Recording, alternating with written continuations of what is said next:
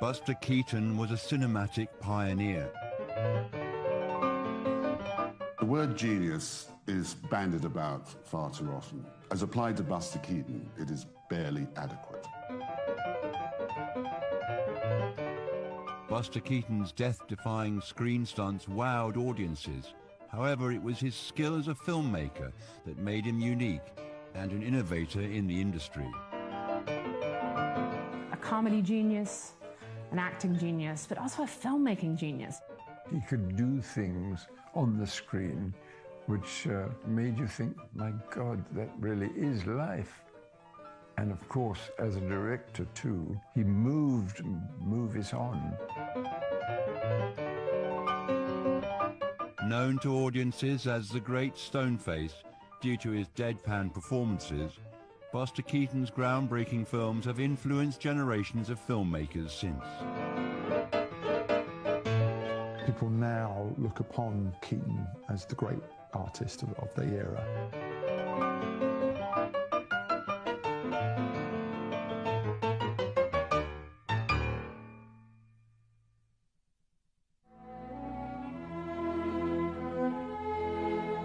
Buster Keaton, Joseph Frank Keaton, as he was born in 1895 in Pequot, Kansas. And he only was born in Pequot because that's where his vaudeville family had ended up at the point his mother was about to give birth. Buster Keaton had a very unconventional childhood and upbringing. His family were traveling vaudevillians in the late 19th century. And they had a company called the Mohawk Indian Medicine Company, which meant that they sold patent medicines as well. I mean, this is kind of the tail end of the Wild West. His father actually was in partnership with one Harry Houdini, so you can imagine the kind of atmosphere in which he was brought up. The story that's important, I suppose, is the story of how he got his name. Buster was 18 months old. Houdini was around the house on that day, and he fell down the stairs. A shockingly long fall by all accounts. Got up, dusted himself down, probably let out a few tears. There was not a broken bone in his body or a bruise to be had. And Houdini then just said, "God, that was a Buster." And Buster was, of course, it was the name for a stunt or a fall that potentially could break a limb and doesn't. You know, it's a real Buster, as a potential of breaking bones. And from then on, he was known as Buster Keaton. From a young age, Buster Keaton was included in his parents' vaudeville act, performing as the Three Keatons. He's sort of as young as 3 years old. You know, this is not even a child, this is a toddler. And the act really was the mother, it sounds sort of rather strange by, looking back on it. The mother played the saxophone at the side of the stage in sort of almost dramatic, jazzy-like fashion. You can picture it. While the father and the son, as little as 3, sort of fell out. The father would sort of admonish his young boy and the boy would disobey him. And this kind of resulted in the young Buster being thrown around the stage. And literally it was being thrown around. Buster was thrown about the stage by his father. Anybody else would have broken legs, necks, goodness knows what. But because he could fall so well, he never got hurt. Legend has it that actually, in order to facilitate this, they sewed a sort of handle into his costume so that it made it easier for the father to chuck him even further. It was regarded at the time as one of the roughest acts on the vaudeville circuit. But what it did was it gave Buster a very, very early experience in how to fall properly without breaking any bones. Sometimes the police were called for child abuse because they said he's been flung all about the stage, he must get terribly injured. He never was. Buster quickly learned how to perform in front of an audience, and from an early age began developing his famous stone-faced persona.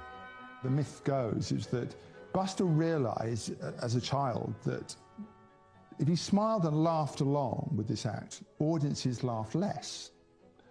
So he realized that if he kept a straight face, the joke landed better. Almost literally, as he landed, it landed better.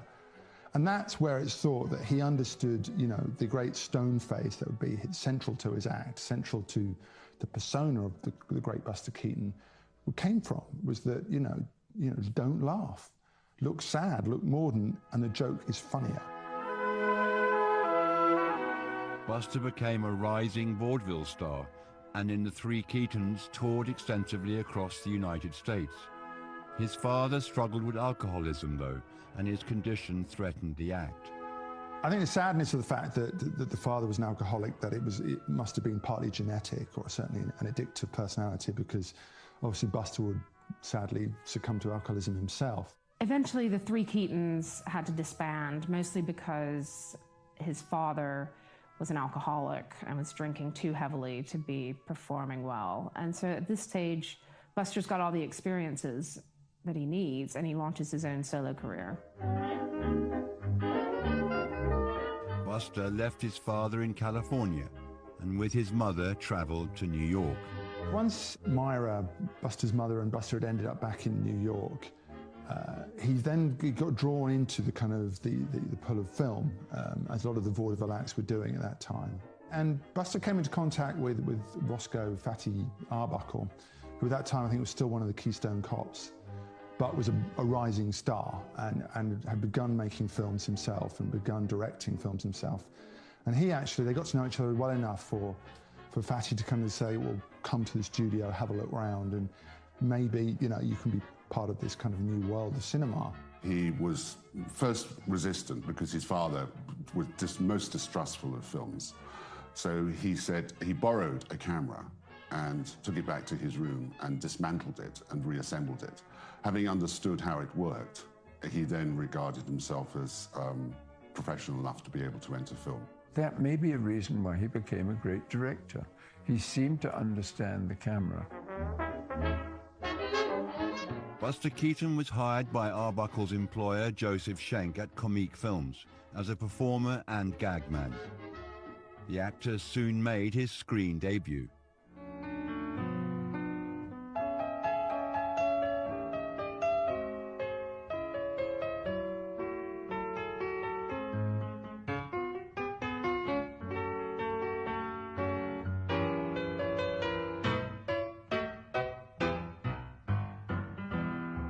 His screen debut is in a Fatty Arbuckle short, The Butcher Boy.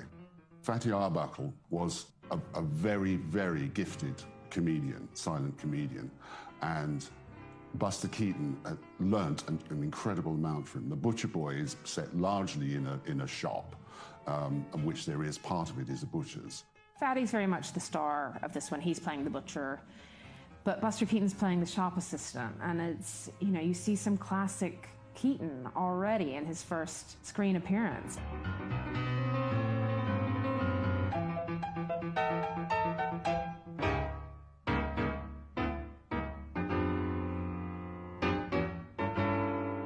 Keaton already is looking like the Buster Keaton that we know and love. And he works incredibly well with Fatty Arbuckle. Keaton co-starred in a further 13 shorts with Fatty Arbuckle.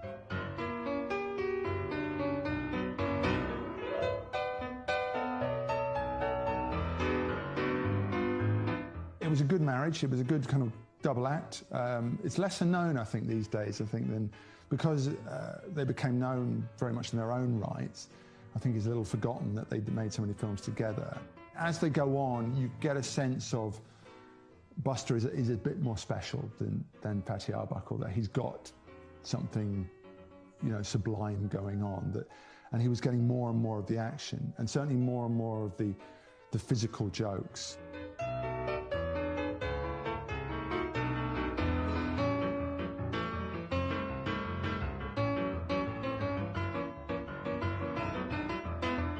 Fatty Arbuckle really helped Buster to define his own comedy without being flung about all over the place, but something a little bit more subtle.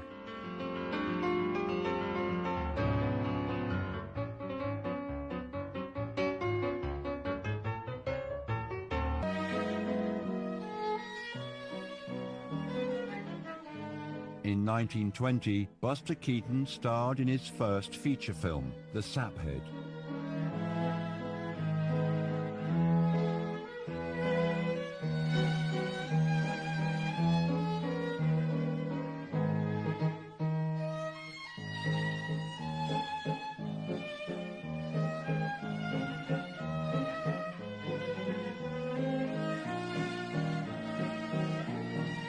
It was actually Douglas Fairbanks who recommended him for this role. Fairbanks had appeared in a similar adaptation of the source material, and he knew with this version of the film they wanted a more comic angle, so he recommended Buster Keaton. I think what you get in the Saphead is the first indications of his genius in terms not just of creating film sequences and great stunts, but also his abilities as an actor, because he's very good at two things and putting them together. He's very good at the sort of big stunt sequences, and also he's very good at the intimate scenes, especially with women. And in Saphead, it's the first time you see this happening.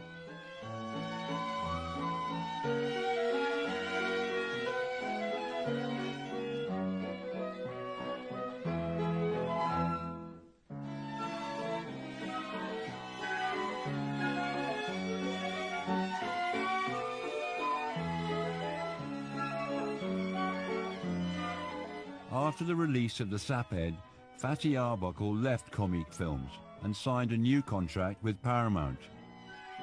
Buster became Comic Films' new star performer, and he quickly turned his eye to directing.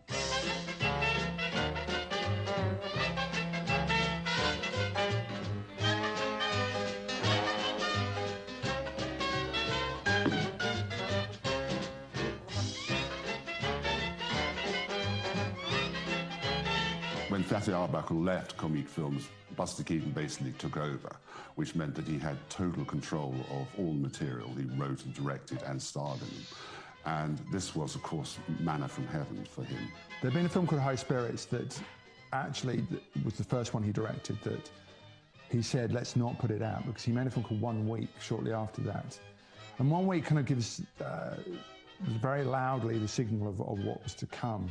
1 Week is a story of a young married couple who get a flat pack house. You know, imagine IKEA doing a flat pack house. And of course, the opportunity for comedy already is there. You know, just the assembling of this house goes horribly wrong. There is extraordinary sequences in this. I mean, he actually creates a house which is not only wonky, and of course there are all those wonderful sort of silly gags like him sitting on a plank and sawing it, and so he's going to fall off the top of the house, all that sort of thing. But the main thing is at the end, the entire house revolves and sort of comes apart. And the highlight of the whole situation is this sublime gag in which they clearly put the set on a kind of revolving turntable. You know, you just got to think how extraordinary these ideas were in the early 20s. What happens with the house, it's put on this revolving turntable, and it goes on for it must be about 3 minutes, this house spinning round and round and round. And actors were literally flung out and flung themselves back on again. There's an astonishing moment where Keaton runs alongside the house, and the porch or veranda comes round, and he leaps up onto it, keeps running in place of the house, and leaps off again. The house goes round again. He does the same again.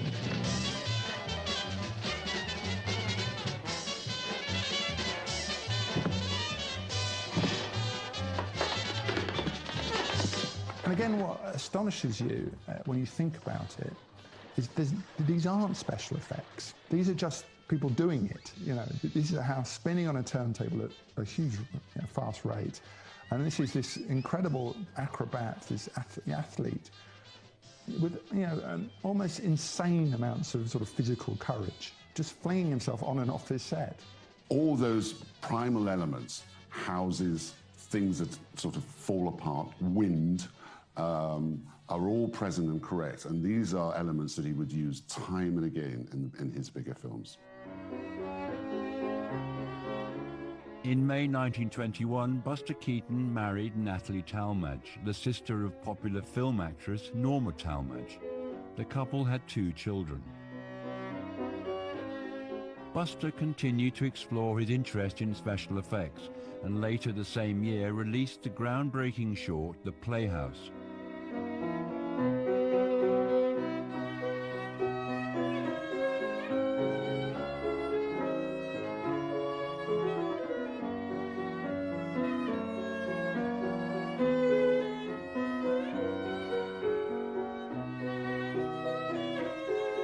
He took his ideas for special effects even further in Playhouse. Playhouse is one of the most remarkable films you're ever likely to see. It's got scores of people in it, all played by Keaton. It's a story of a man trying to get into theatre. And for the opening sequence, he devised ways, again, it's the knowledge of the camera, the knowledge of how the camera operated, in which he is the only person in it playing every role. And this isn't for the entire film, it's for the first section. But he was developing ways in which even the audience is seeing are all Buster Keatons.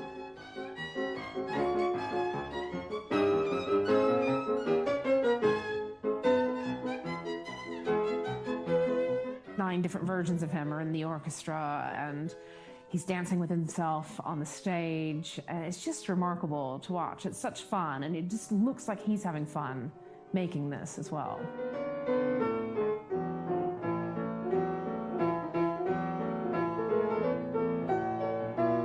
The influence of this film has been felt up to the present day. Certainly, I think you can say these are the proto-versions of in-camera special effects. You know, he's almost pioneering those as well. It's a remarkable mind at work. I think that's what comes out. Due to the star's popularity with audiences, Joseph Schenck renamed Comic Films Buster Keaton Productions, although Buster did not own any part of the company.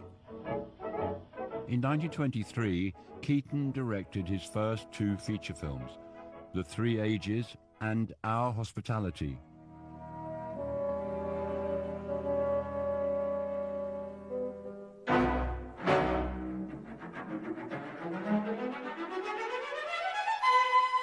In 1923, he directs his first two features. Our Hospitality is notable because Buster Keaton loved trains. This is one of the first films he explores using trains on screen.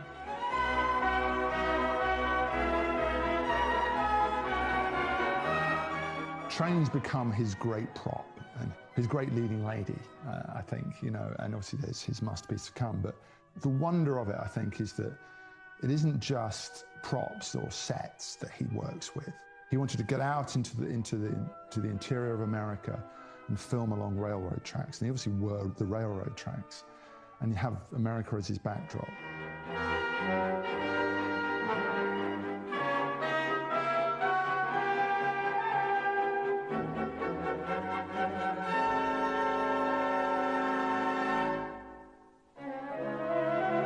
He never wants to be still in his films. Obviously, the dynamics of jokes require movement, but it's more than that in Buster Keaton films. It's journeys. They're all about troubled journeys and journeys there and back again. They're never still. They're never sort of really set in one place, not at their best. He became a very big name. He was not as big a name as Chaplin, but almost at the time. And there's no doubt that those two films allowed him to make more and more films on his own without interference, which is exactly what he wanted. Buster Keaton's popularity continued to rise when he released the box office hit Sherlock Jr. the next year.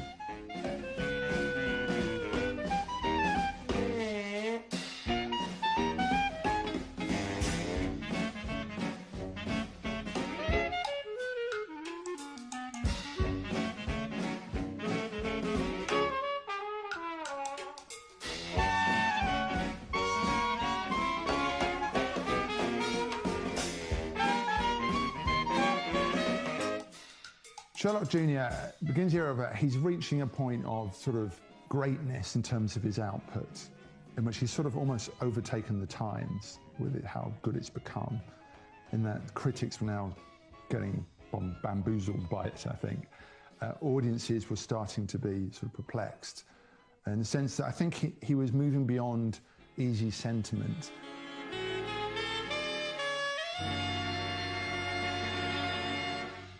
Sherlock Jr. is largely regarded as one of his finest films, if it's not his finest film.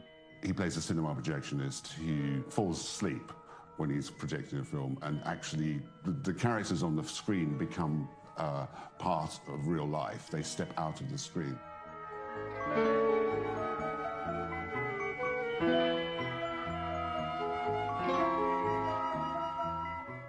what he's doing is he's creating a fantasy within a fantasy.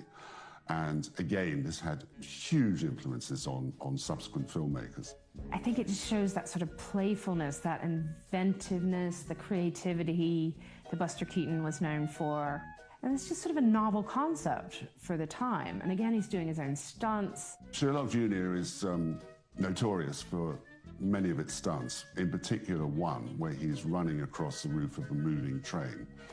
And before he gets to the end of it, he's going to fall, he grabs hold of the pipe from a water tower, which fills the steam engine, and all the water gushes out over him and lands him on the railway tracks. It's a great stunt. He did it. There's no question about that. What he didn't realize at the time was that in the process of the fall, he fractured his neck. This was not actually diagnosed until possibly years later.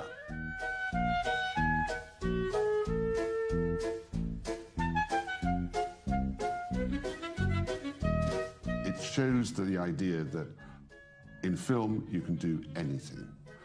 Keaton was one of the first, if not the first, to prove that you could do anything on film.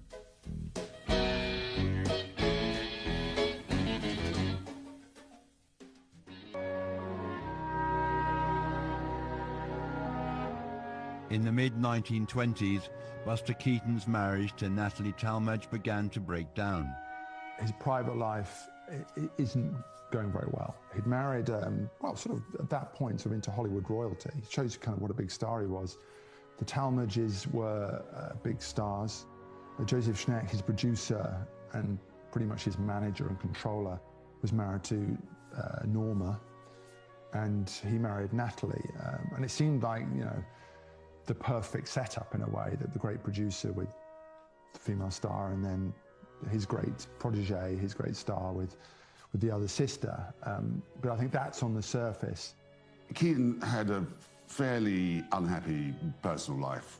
His first marriage to Natalie Talmadge was troubled partly because she didn't want any more children, and therefore they started to sleep in separate bedrooms. And also, she was an incredible spendthrift and used to spend, you know, a great deal of his hard-earned money on clothes and items like that. And I think that this put an unbearable strain on the marriage. Keaton was never a great businessman. He was never that concerned with his own finances. He was really concerned with making great movies. So he didn't really keep an eye on things.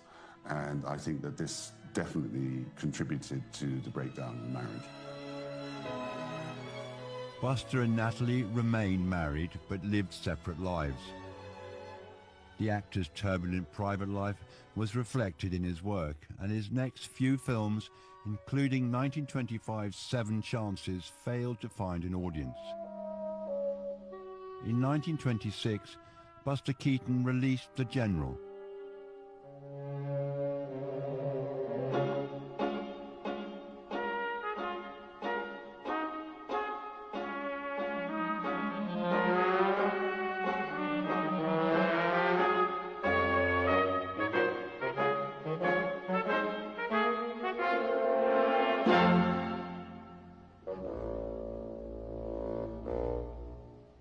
Orson Welles is quoted as saying that The General is the greatest comedy ever made, the greatest Civil War film ever made, and quite possibly the greatest film ever made. I find it very difficult to disagree with that. The General is an extraordinary movie. It is a comedy, but it's full of drama. I mean, it's an absolute epic. It transcends every level in which it seems to operate.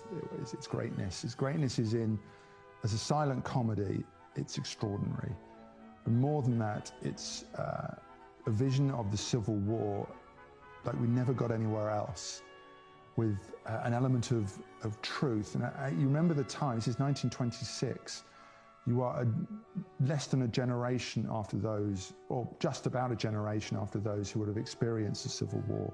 He grew up, you know, moving through middle America as a vaudeville act that was just getting over the effects of the Civil War, and he would have experienced very clearly the divisions and the wounds it had left in America. The construction of the plot has him as, again, the put-upon man who tries to enroll, but because he works on the trains, he's seen as not required. And that way he can't win the girl of his dreams. It's a simple, almost Chaplin-esque setup, but it goes to such extraordinary different places.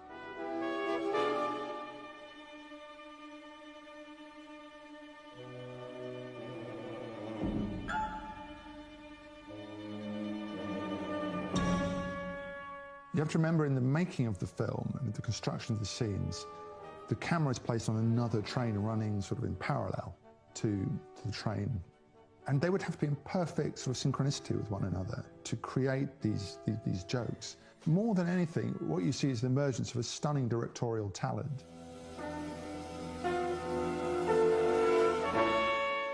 The General was Buster's most ambitious work as a director, but the film was met with an unenthusiastic response. An extraordinary film which the critics didn't like and the public didn't like and the studio didn't like. And the reason the studio didn't like it was too expensive. Supposedly spent $48,000 on an astonishing stunt where they built a bridge and they set fire to it and then just drove a train full-size onto the bridge, and it just collapses in this furnace of wood and flame. It almost ruined him. I mean, it brought it down, and it's not until many years later, decades actually, that the film has been reassessed. And now, I think, you look at The General, it stands alongside Citizen Kane, Battleship, Potemkin, Seven Samurai as one of the greatest films ever made. Buster Keaton showed that he was a genius in the General, and sometimes geniuses are not really appreciated by the public. After The General's failure at the box office, Buster Keaton's distributor, United Artists, insisted on stricter management of his productions. He was never allowed the same freedom again because The General lost a lot of money. And the studio, very often they put in another director over him. Even though he was really directing it himself, they put in another director to help him out. And his freedom was circumscribed from then on for the rest of his life. In 1928, Keaton released Steamboat Bill Jr., his last film with Buster Keaton Productions.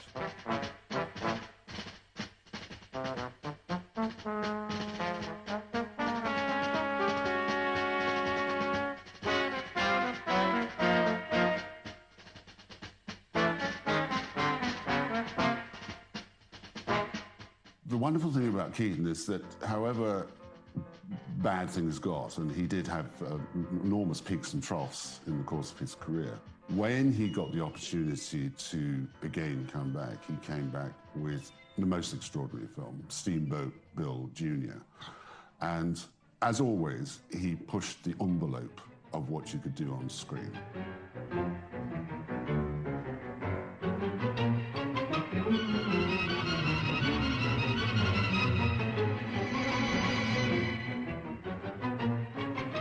There is, in Steamboat Bill Jr., probably the greatest stunt he ever put on camera. It's the one that everybody talks about, and it is worth reminding us. It's at the end of the film where there's a hurricane. It actually tears apart an entire town. All the buildings collapse. He is standing in front of a house, and the entire front facade of the house falls on top of him. The only reason he wasn't killed was because they carefully had a window open at the time. I mean, digitally it'd be easy to do now, but that was done in reality. He did that himself with a real building falling on him. And if he'd have been a few inches off, he would have been dead. It's remarkable that they carried this off. Despite its impressive stunts, Steamboat Bill Jr. was a disappointment at the box office, and producer Joseph Schenck decided to sell on Keaton's contract. In 1928, his contract is sold to MGM, And Buster Keaton gives that move his blessing at the time, but he later said it was the worst career decision that he could have made because MGM didn't support his creativity and his creative control. Keaton, like Stanley Kubrick, needed complete and utter control of his material from source to finished product in order to be able to make it work and to be satisfied with the end result. MGM was a very controlling studio, and they had certain parameters in which the stars or their directors had to work. It was a very, very unhappy liaison. It was not a good time for him because he felt incredibly hemmed in. He lost his creative freedom. He lost the power that he needed to stretch his muscles. MGM were looking for somebody to balance Chaplin, I think, and they thought that Buster Keaton might be the man, and that anyway Buster Keaton was a better actor than director, which was absolutely not true, and could be used in ways that he'd not been used before. It was an incredibly frustrating time for him, and unfortunately, because he had the genes of his father in him, he also became addicted to alcohol in order to basically cope. 1928's The Cameraman was Keaton's first film for MGM.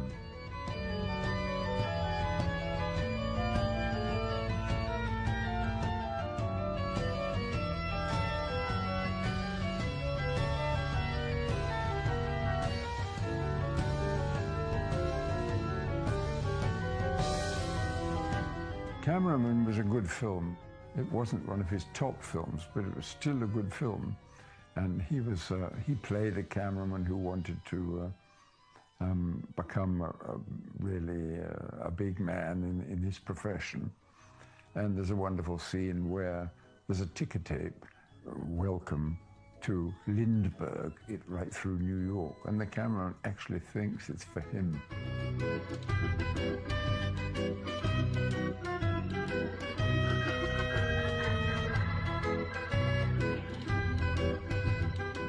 That's an extraordinary scene, but it's not his very greatest film, but it's got some wonderful things in it.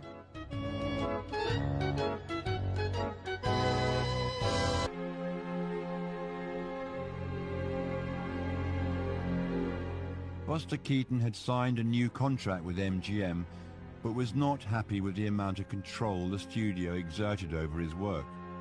In 1932, Keaton was finally divorced by his first wife, Natalie Talmadge. It was quite a bitter divorce when it finally came through, in that she cut the children off from him and he was left all but penniless, and all he could do was keep working, and it almost left him enslaved to the various deals that were done in his name. He never quite regained control. Unhappy in both his personal and professional life, Keaton continued to drink heavily. MGM began casting the actor in talking pictures, an experience Buster did not enjoy. Speak easy? Yeah, speak easy. Speak easy. You have unconsciously committed a solecism. You should purify the verb and say, speak easily. Speak easily? Speak easily. It's here. It's here. It's here. Did something arrive? I'll say it has. The title for our show, Speak Easily. He ended up in talkies. He did a partnership with Jimmy Durante, which is kind of bizarre when you first watch it because it's such an unexpected form of Buster Keaton to hear him talk.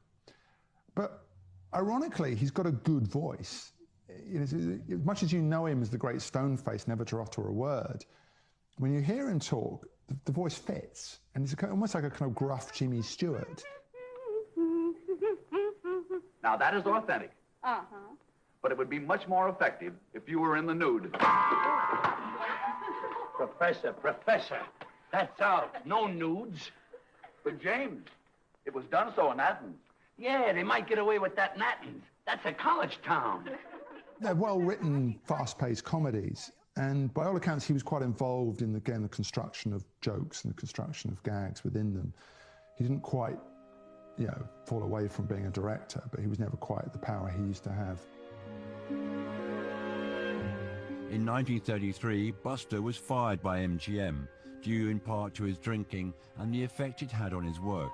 This is a low point for Buster Keaton in his personal life and his career. And then by the time he loses his contract, he then has to file for bankruptcy. In the same year, he married his second wife, May Elizabeth Scriven. The couple did not know each other well, and Scriven filed for divorce just 2 years later. After a few years working in Europe, Buster returned to Hollywood, starring in a series of shorts for educational pictures.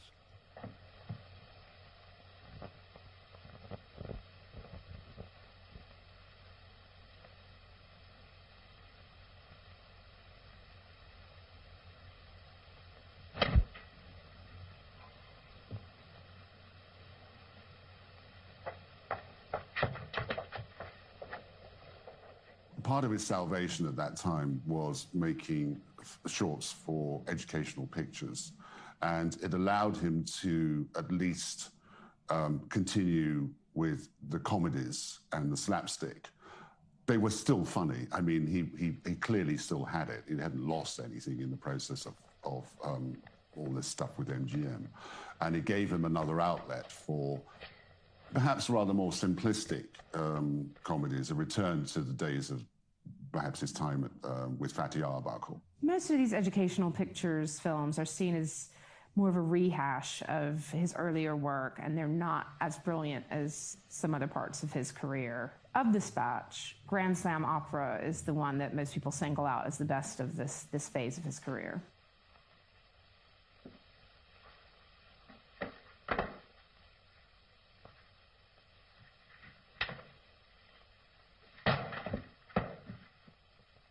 You do get a picture of a star who's surviving now by his wits and taking whatever work's going, rather than a man sort of creating his career or an artist at work. I think he was in a physical state when he really couldn't operate the way he used to. And anyway, he'd been ground down by Hollywood, like a lot of people have been. Hollywood builds you up and grinds you down, and I think that really happened to Buster. Buster returned to MGM as a gag writer, where he worked with the Marx Brothers on their hit films At the Circus and Go West. In 1940, Keaton married for the third and final time. In 1940, he married a dancer named Eleanor Ruth Norris, and she's pretty much credited with saving his life. She got him to stop drinking so much. She helped him with his depression. She was a stable part of his life. You know, that stability he didn't have in childhood, he sort of got with her because she was with him for the rest of their lives. Now settled, Keaton appeared on cinema screens only a handful of times in the 1940s, working primarily behind the scenes. He was, more than Chaplin, so influential in the styles of comedy that went through. And he, after the Marx Brothers, he worked with Lucille Ball. So his influence wasn't undimmed in that respect. He was hugely important to major comedy stars of the day. It was just he wasn't doing the work himself anymore to the same level he was back in the 20s. In 1949, Buster Keaton appeared on television screens for the first time and was given his own series the next year. You can be sure of, we're going to see a fair match here tonight. We see a great deal of ceremony attached to the undressing formalities, which must be attended to before the match gets underway. We're seeing, well, Buster was having a little trouble up there. And now, working on something like the Buster Keaton show was great for him, and it showed he could move quite easily into a new medium. Here's the old vaudeville guy, now a sort of modern TV host. It gave him the opportunity to reach a far wider audience, apart from anything else. People who perhaps had seen some of his films, but could now see him in a new light, could hear him speak, and he became, again, once more, very, very popular. Chaplin took pity on him and said, I'll give him a part. And he did give him a part, and it was a generous... He knew he was a genius, and he could bring things to the film that Chaplin himself probably had. And he was very, very proud to do this role, even though it's not the lead. For the rest of the 50s and into the 60s, Buster continued to appear regularly on television screens. He kept going, you know, the indefatigable Buster Keaton on the railway line, chasing after the train. You can see it there in his life that he didn't give up. He appeared in The Twilight Zone. You know, he had the right kind of face for science fiction, in a way. And you can see him sort of almost trying to explore other opportunities. The movies were declining, but if he did appear in them, it was as much a case of almost being cast as himself. It's a mad, mad, mad world. The joke is he's Buster Keaton. After years of searching for my long-lost children, how good it is to see this street once more. In 1965, Buster Keaton shot his last film role in A Funny Thing Happened on the Way to the Forum. Pardon me, young woman. I'm sorry, but oh, what a lovely baby.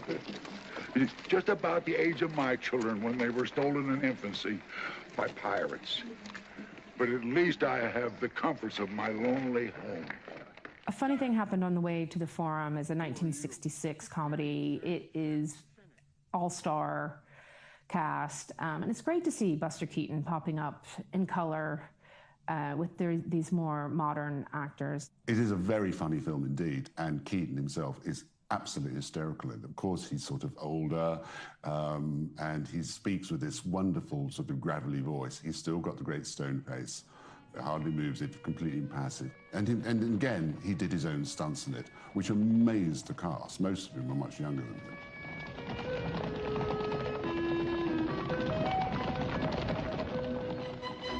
The most refreshing climate in the world. You know, for a great director like Buster, to be put into small parts in other people's films was a very sad demise, really. He should have been, as Orson Welles said, in the pantheon of great directors in Hollywood. Buster Keaton's health had begun to fail. He'd been feeling unwell for some time, and he went to the doctor. He was diagnosed with cancer, but nobody told him. He thought he had bronchitis. Buster Keaton passed away from lung cancer on February 1st, 1966. He was 70 years old.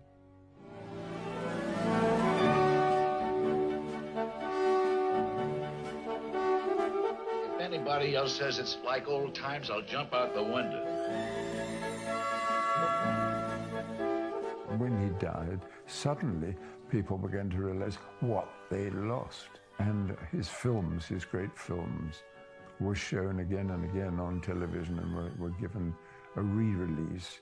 And now he's thought to be a very great man. Buster Keaton is one of the greats, both on screen and behind the camera. He experimented so much. He was so creative and clever. And, you know, that really changed filmmaking forever.